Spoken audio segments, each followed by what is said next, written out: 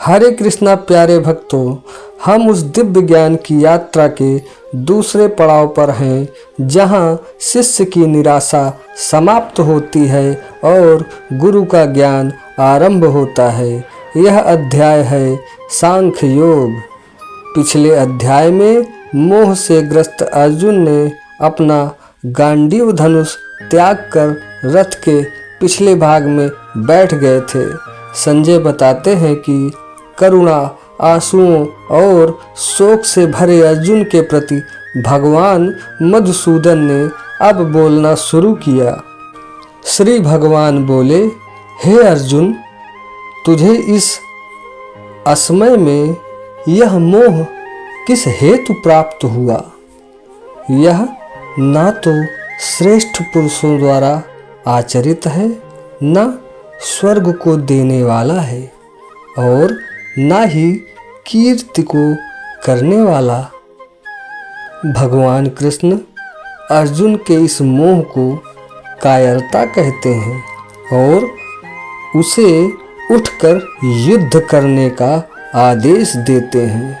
वह पूछते हैं कि युद्ध भूमि में आकर मूर्खों जैसी बात क्यों? यहाँ गुरु अपने शिष्य को भावनात्मक पतन से बाहर निकालने के लिए पहली चोट करते हैं, क्योंकि मोह में फंसा हुआ व्यक्ति ज्ञान ग्रहण नहीं कर सकता। आत्मा की अमरता का ज्ञान, तत्व ज्ञान।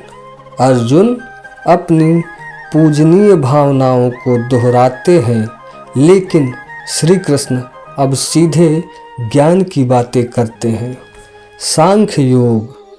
श्री भगवान बोले, तू ना तो शोक करने योग्य मनुष्यों के लिए शोक करता है और ना ही पंडितों जैसी बातें कहता है।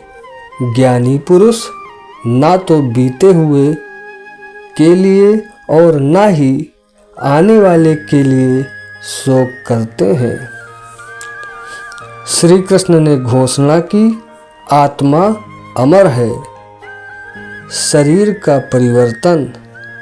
यह शरीर नश्वर है, यह केवल एक कपड़ा है।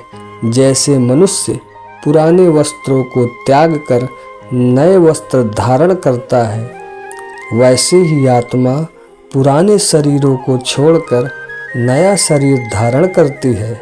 आत्मा का स्वरूप। आत्मा को कोई शस्त्र काट नहीं सकता, अग्नि जला नहीं सकती, जल भिगो नहीं सकता और वायु सुखा नहीं सकती। आत्मा नित्य है, अविनाशी है, जन्म रहित है और अपरिवर्तनशील है। भगवान कहते हैं कि जन्म लेने वाले की मृत्यु निश्चित है और मृत व्यक्ति का पुनर्जन्म भी निश्चित है। इसलिए जो अपरिहार्य है उसके लिए तुम्हें शोक नहीं करना चाहिए।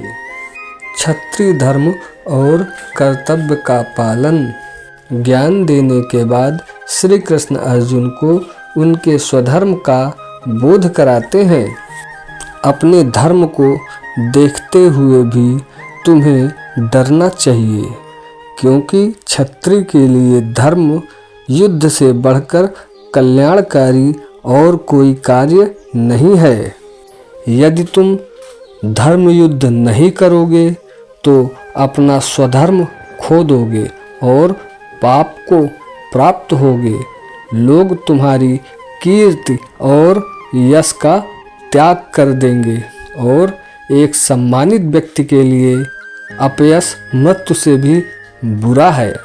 भगवान श्री कृष्ण एक सरल सूत्र देते हैं, हार जीत, लाभ हानि, सुख दुख को समान समझकर फिर युद्ध के लिए तैयार हो जा। इस प्रकार पाप को प्राप्त नहीं होगा। यह बुद्धि योग की शुरुआत है, जहाँ कर्म करते हुए भी बंधन से मुक्त रहने की शिक्षा दी जाती है। कर्मयोग का सिद्धांत। अब भगवान कर्म के सबसे महत्वपूर्ण सूत्र की व्याख्या करते हैं, जो गीता का सार माना जाता है। श्री भगवान बोले, कर्म करने में ही तुम्हारा अधिकार है, उसके फल में कभी नहीं। इसलिए तुम कर्मों के फल की इच्छा वाले मत बनो और ना ही कर्म न करने में तुम्हारी आसक्ति हो। यह कर्मयोग का सिद्धांत है। व्यक्ति को आसक्ति छोड़कर सिद्धि और असिद्धि में समान भाव रखकर कर्तव्य करना चाहिए।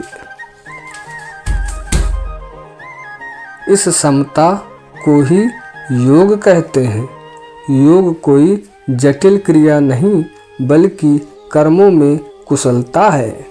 योगः कर्मसु कौशलम, yoga is skill in action. जो व्यक्ति फल की आसक्ति से मुक्त होकर कर्म करता है, वह जन्म मृत्यु के बंधन से मुक्त हो जाता है। स्थित प्रज्ञ की पहचान। स्थिर बुद्धि वाला व्यक्ति कैसा होता है? अर्जुन पूछते हैं कि स्थिर बुद्धि वाले पुरुष की क्या परिभाषा है? वह कैसे बोलता है, कैसे बैठता है और कैसे चलता है? इस प्रश्न के उत्तर में भगवान श्री कृष्ण एक आदर्श योगी का पूरा मनोवैज्ञानिक विवरण देते हैं। इच्छाओं का त्याग। जब मनुष्य मन में आई हुई संपूर्ण कामनाओं को त्याग देता है और आत्मा में ही संतुष्ट रहता है, तब उसे स्थित प्रज्ञ कहा जाता है। दुख में अविचलित, सुख में निष्प्रह। दुख प्राप्त होने पर जिसके मन में उद्वेग नहीं होता और सुख प्राप्त होने पर जिसकी तृष्णा नहीं बढ़ती, वह स्थिर बुद्धि वाला है। इंद्रिय निग्रह। कछुए का उदाहरण। जिस प्रकार कछुआ अपने अंगों को समेट लेता है, उसी प्रकार स्थित प्रज्ञ पुरुष अपनी इंद्रियों को विषयों से हर प्रकार से हटा लेता है। मन की शांति। यह व्यक्ति वासनाओं को त्याग कर निष्प्रह, अहंकार रहित और आसक्ति रहित होकर विचरण करता है। यही वह स्थिति है जिसे प्राप्त कर मनुष्य शांति, शाश्वत सुख को प्राप्त होता है। उपसंहार और ब्रह्म की प्राप्ति। श्री कृष्ण ने निष्कर्ष निकालते हुए कहा कि यह ब्रह्म स्थिति है। श्री भगवान बोले, हे अर्जुन, यह ब्रह्म को प्राप्त हुए पुरुष की स्थिति है। इसे प्राप्त होकर योगी कभी मोहित नहीं होता। अंतकाल में भी इस ब्रह्म स्थिति में होकर वह ब्रह्मानंद को प्राप्त हो जाता है। ऐसा व्यक्ति सुख और दुख दोनों को समभाव में महसूस करता है और हर पल ईश्वर के सानिध्य में रहता है, जहाँ केवल सुख ही सुख है। इस ज्ञान के साथ गीता के द्वितीय अध्याय का सांख्य योग संपूर्ण हुआ। यदि इस आत्मज्ञान और कर्मयोग के सिद्धांत ने आपके हृदय को छुआ हो और आपके जीवन के संघर्ष को देखने का दृष्टिकोण बदला हो, तो हमें प्रोत्साहित करें। इस दिव्य ज्ञान को अधिक से अधिक लोगों तक पहुंचाने के लिए इस वीडियो को लाइक करें और अपने मित्रों एवं परिवार के साथ इसे शेयर करें।